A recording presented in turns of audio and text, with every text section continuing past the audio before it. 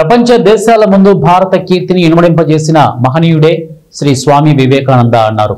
రాజంపేటలోని ప్రభుత్వ డిగ్రీ కళాశాల నందు స్వామి వివేకానంద విగ్రహానికి బీజేవైఎం మండల అధ్యక్షులు పత్తిపాటి నవీన్ కుమార్ అధ్యక్షతన పుష్పాంజలి ఘటించారు.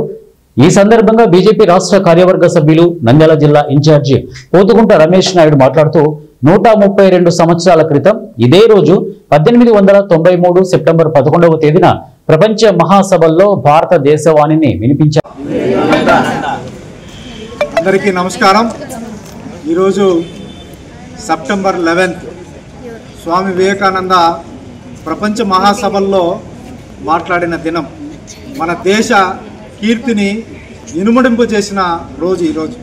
అటువంటి రోజును మనం గుర్తు చేసుకోవాల్సిన బాధ్యత మనందరిపైన ఉంది. కాబట్టి ఈరోజు మన ప్రభుత్వ డిగ్రీ కళాశాలలో స్వామి వివేకానందకు పుష్పాంజలి ఘటించి నివాళులు అర్పించడం జరిగింది. దానికి ముఖ్య అతిథిగా విచ్చేసిన మన ప్రిన్సిపాల్ పురుషోత్తం గారికి, వైస్ ప్రిన్సిపాల్ సుబ్బనర్సయ్య సార్ గారికి, మిగతా విద్యార్థులకు, మా తోటి నాయకులకు, కార్యకర్తలందరికీ నమస్కారం. స్వామి వివేకానంద మనకు తెలుసు 1863 జనవరి 12వ తారీఖున జన్మించారు. మరి 1893 అంటే 30 సంవత్సరాలకి వారు అమెరికాకి వెళ్ళారు.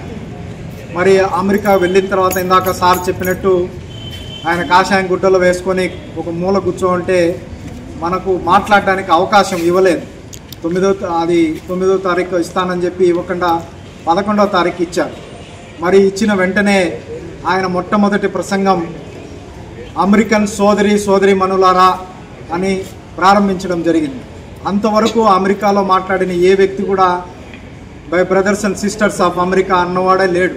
ఈయన ఆ మాట అన్న తర్వాత సభ మొత్తం లేచి కరతాళ ధ్వనులతో మారు మోగింది.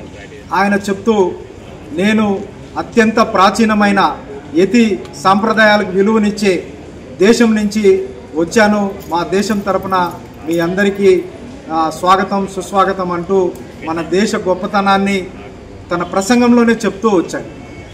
మేము ప్రపంచానికి నాగరికత నేర్పిన దేశం, ప్రపంచంలోనే అందరికీ కట్టుబొట్టు నేర్పిన దేశం, మొట్టమొదటి విశ్వవిద్యాలయం ఉన్న దేశం. ఇటువంటి గొప్ప దేశం భారతదేశం. ఎన్నో సాంప్రదాయాలు, ఎన్నో భాషలు, ఎన్నో రకాల మతాలు, కులాలు, ఎన్ని